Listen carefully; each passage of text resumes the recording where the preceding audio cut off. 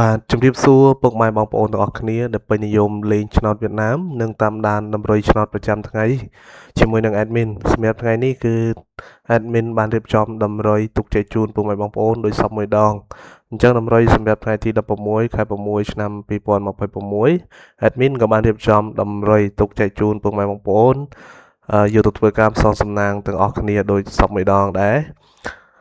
អញ្ចឹងមុននឹងចូលទៅដល់តម្រុយឆ្នោតក៏ admin សូមចាត់បងប្អូនជួយចុច like ជួយចុច comment ហើយសម្រាប់បងប្អូនដែលមកថ្មីជួយចុច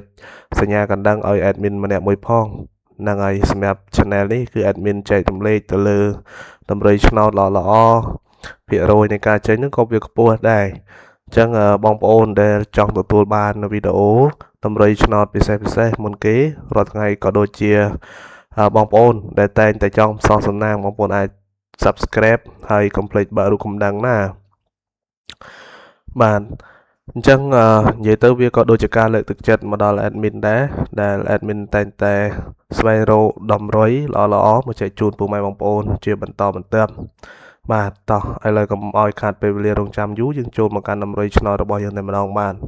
អញ្ចឹងថ្ងៃនេះ admin មានខ្ទង់អូគឺចំនួន2ខ្ទង់បាទសម្រាប់ថ្ងៃទី16អញ្ចឹងខ្ទង់អូរបស់យើងទី1គឺគៀងអូខ្ទង់30បាទហើយខ្ទង់ទី2របស់យើងគឺយើងអូខ្ទង់9ពុកម៉ែបងប្អូនបាទលេខសិតតល្អណាអញ្ចឹងបងប្អូនអាចយកទៅផ្សងសំណាងបានម៉ោង 4:30 ម៉ោង 5:30 និងម៉ោង 6:30 បាទចាំបងប្អូនចាក់ម៉ោងណាក៏បានដែរហ្នឹងហើយបាទពុកម៉ែបងប្អូនអញ្ចឹងថ្ងៃនេះសម្រាប់2លេខវិញ2លេខគឺ admin មាន2ខ្ទង់ដូចគ្នាទី1គឺបងប្អូនអាចផ្សងសំណាងជាមួយនឹងលេខ31បាទហើយខ្ទង់ទី2គឺបងប្អូនអាចផ្សងសំណាងជាមួយនឹងលេខ95បាទ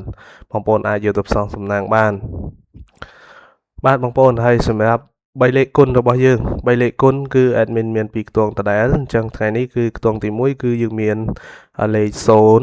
096បាទហើយនៅខ្ទង់ទី2គឺយើងមានលេខ400បាទ400ប្រមាណបងប្អូនគឺ478បាទអញ្ចឹងពុកម៉ែបងប្អូនអាចយកលេខទាំងអស់នេះទៅផ្សងសំណាងបាទជាមួយនឹងការដែលបងប្អូនតាមដានគឺបងប្អូនបានលេខហើយបងប្អូនអាចធ្វើការសាកល្បងបាន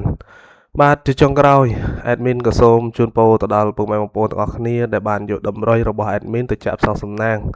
admin សូមជូនពរឲ្យពុកម៉ែបងប្អូនចាក់ត្រូវទាំងអស់ណាបងប្អូនទាំងលេខតូចលេខធំហើយជាមួយនឹងលេខទាំងអស់នៅក្នុងនេះផងដែរបាទ